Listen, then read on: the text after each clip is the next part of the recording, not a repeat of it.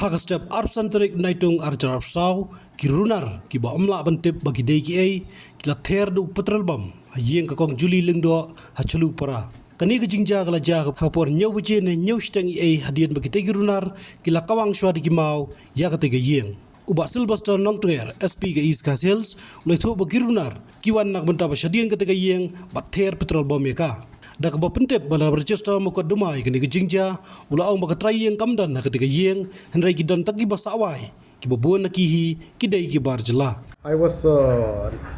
informed lately about this incidents, but in charge of Jalupara informed that this morning at about 7:30 to 8 he came to know that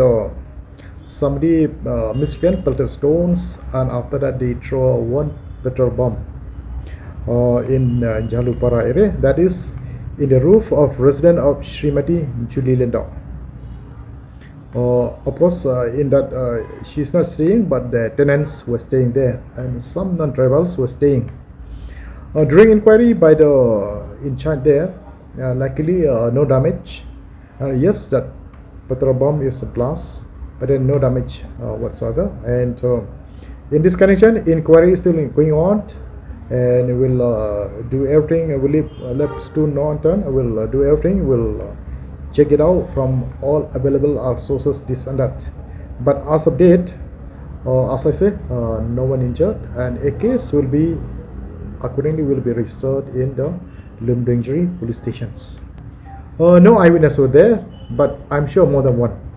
The sources says miscreants. That means more than one, but no eyewitnesses. The miscreant came from jungle. That's what our police, who has on hearing the sound, rushed immediately to the spots. They said the miscreant came from the behind side. Our team is looking for that to get a clue, whatever available. So we'll update you later once we got the update on this issue.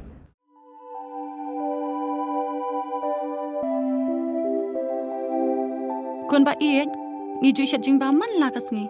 hato ngila ju perkhat ba kabam kabangi bam katain em ya kamet jungi mai ki juba mi kini ki ju ki jing ba man la kasngi bale kane ka jing kali minta kato ka dukan ration bapen yai uba raju uya tho yanga nrai man kapor yim ju yo ai kijing bam ki batai kamet ki balong ka daw jong kijing pang anemia pat kijing brie jong ki kma ba kumnu ngan lai nakini ki jing stam kong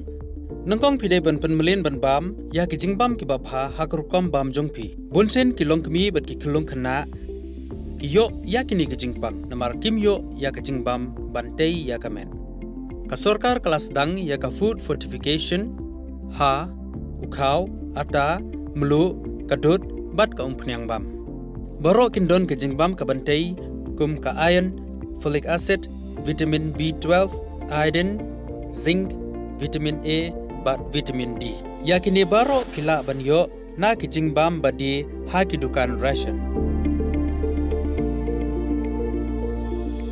kata kamut ngidan yu khau 45 pabyang bhabat ngi mai uni khau tu bai biang ba pitharai baro kin bang ban ba mi uni kon ka fortification jong khau kanum khata ya ka jing mat ba ka jing long jing man jong khau mai karukam ban bu ya ki ba karukam shet pat kala ban pher om dei kon om dan jing pher la da dei ha karukom bu ne rukom shet kum ba fi ju shet yu khau ba fithian kum ju ru la shet ya uni u khau okum ta